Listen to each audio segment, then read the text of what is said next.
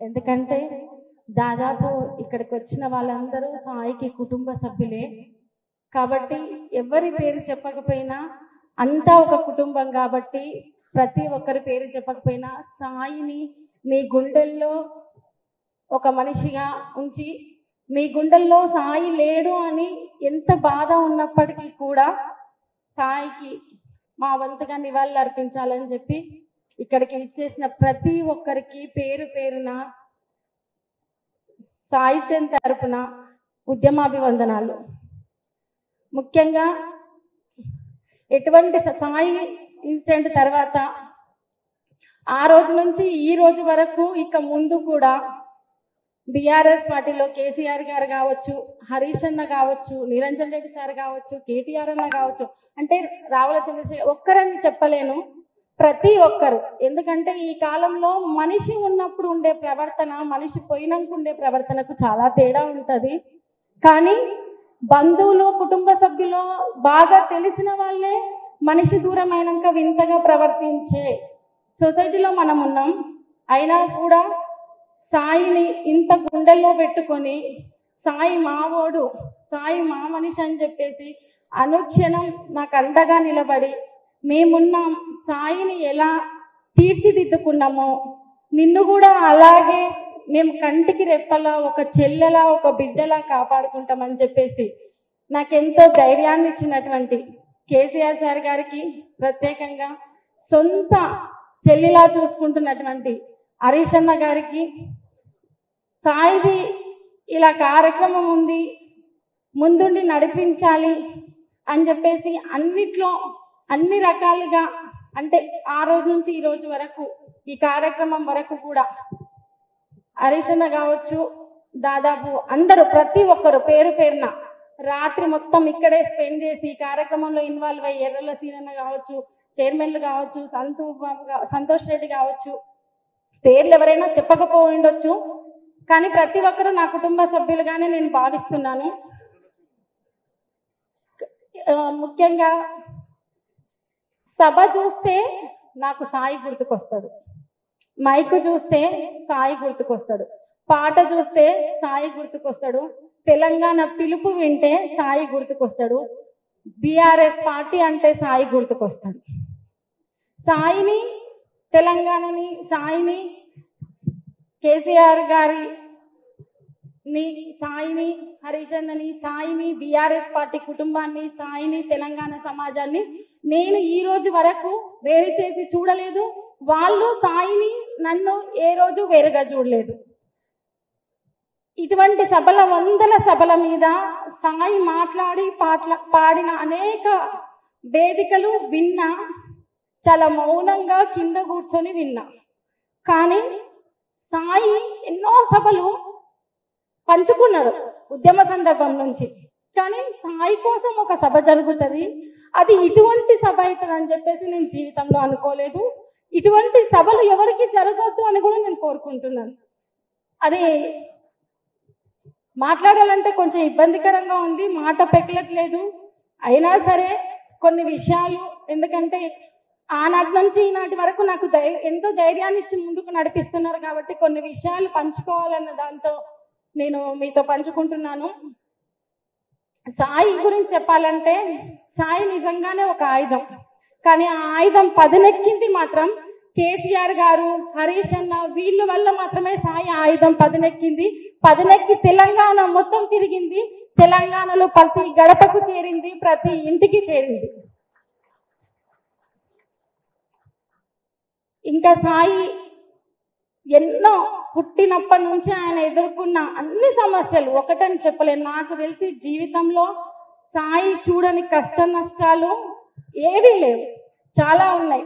తను ఎక్కడి నుంచి అయితే వచ్చాడో, ఎంత కష్టపడి వచ్చాడో, ఏ వర్గాల ప్రజల నుంచి వచ్చారో, సమాజంలో ఎటువంటి సమానత్వం కావాలని కోరుకున్నాడో, కాబట్టి తను ఆ నినాదాన్ని తన పాట ఉన్నంత వరకు, తన ప్రాణం ఉన్నంత వరకు తీసుకెళ్లాలని, తను ఏ రాజకీయ వేదిక ఉన్నా కూడా మళ్ళీ తను ఏ వర్గాల నుంచి వచ్చినా అదే అంబేద్కర్ వాదిగా ఆ నినాదాన్ని ముందుకు తీసుకెళ్లడంలో కూడా సాయి అత్యంత కీలకమైంది.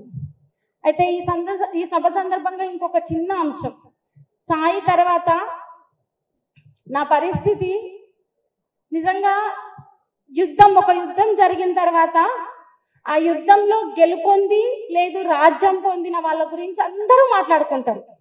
కానీ ఆ యుద్ధంలో ఓడిపోయి క్షతగాత్రులైన వాళ్ళ గురించి, అట్లా క్షతగాత్రులయ్యి మోటివేట్ అయ్యి మళ్ళీ యుద్ధానికి సిద్ధపడే వాళ్ళ చరిత్రలు చాలా తక్కువ మంది మాట్లాడుకుంటారు.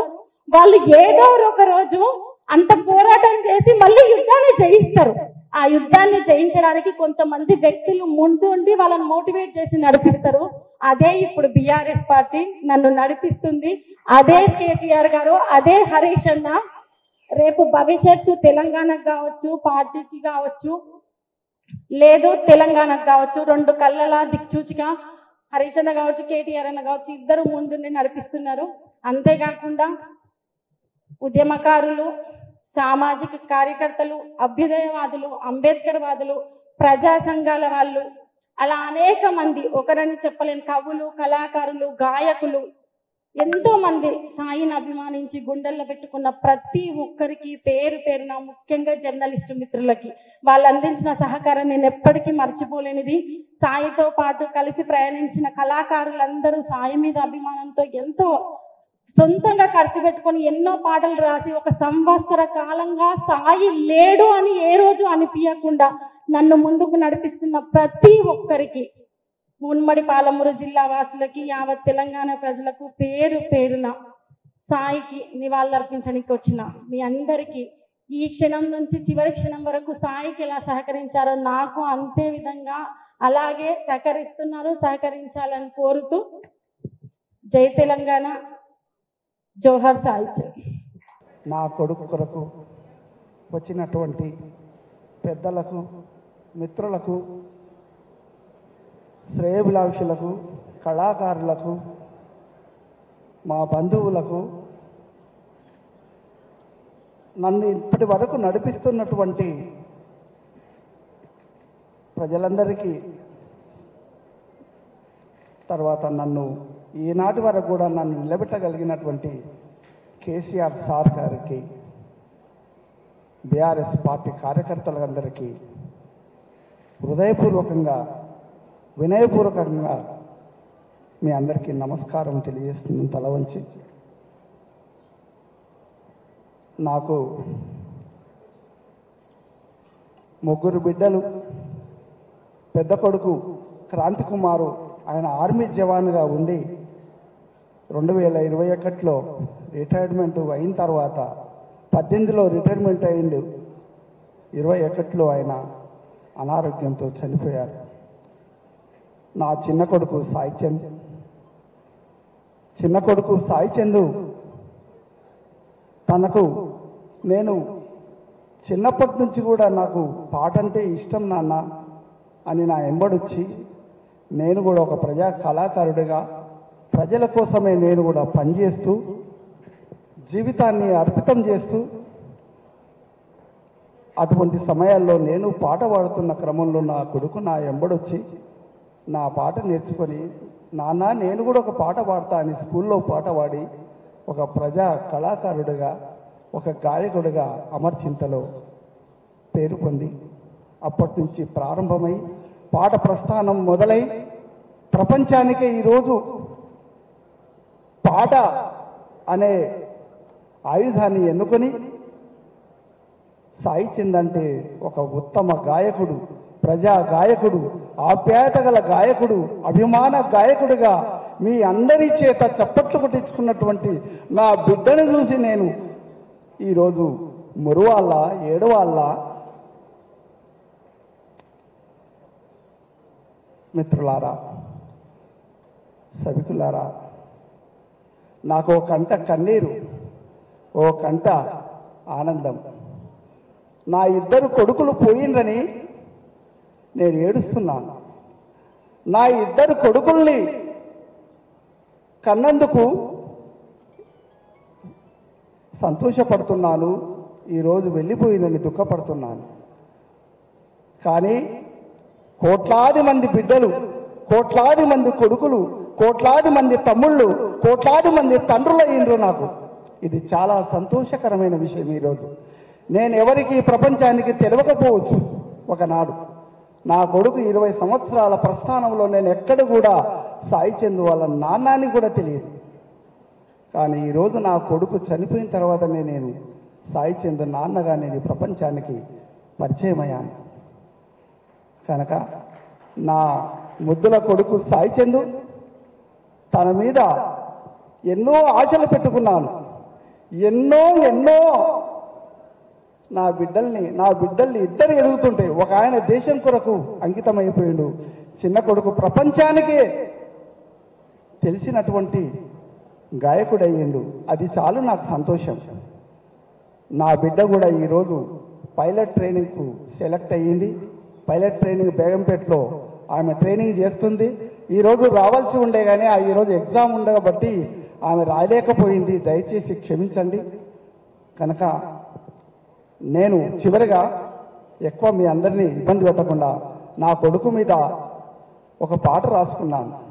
ఒకే 4 వాక్యాలు పాడతాను.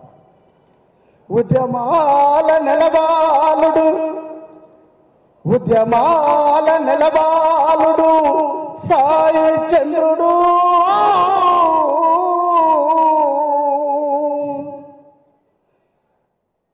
తెలంగాణ రాష్ట్రముకై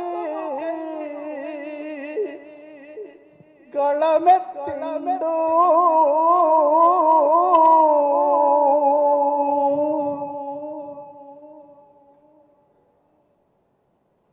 నాలుగున్నర కోట్ల ప్రజలకే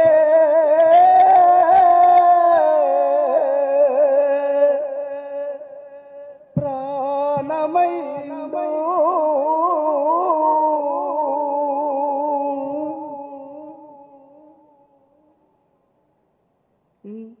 కన్న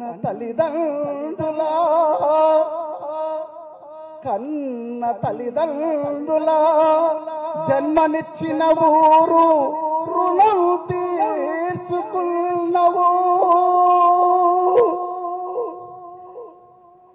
ఈ తెలంగాణ 4.5 కోట్ల ప్రజలకే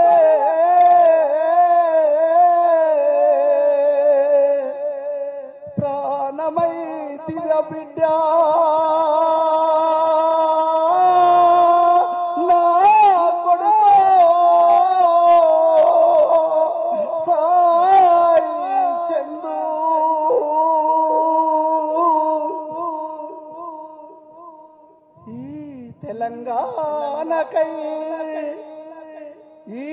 తెలంగాణకై అమరులైన బిడ్డలను కొని తెచ్చియమని ఆ మహాశివుల్ని అడిగితే నేడు నా కొడుకు సాయి చంద్రుని ఈ తెలంగాణ కొరకు అమరులైనటువంటి బిడ్డల్ని కొడుకుల్ని మళ్ళీ తెచ్చియమని అడిగినందుకు నా బిడ్డను తీసుకెళ్లేవా మహాశివుడా అని నేను ప్రశ్నిస్తున్నాను, వేడుకుంటున్నాను. నా బిడ్డను కొని తెచ్చియవా. ఈ వేలాది మంది ప్రపంచంలో ఉండే ప్రజలందరూ పాట కోసం పరిస్థితున్నారు. నా బిడ్డను మరొక్కసారి పుట్టించి ఆ గానామృతాన్ని అందరికీ అందించలేవా మహాశివాని. నా కన్న బిడ్డ ఏడని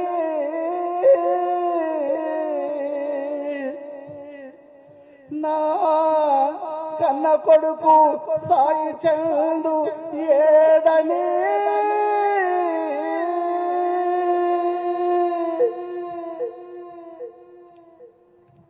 మళ్ళీ పుట్టించగలవా నా సాయి చందును. నా కన్న బిడ్డను నా కన్న తండ్రిని ఓ దేవాన దేవతల్లారా నా కోసమీకు కనిపిస్తే మళ్ళీ పుట్టించలేవా.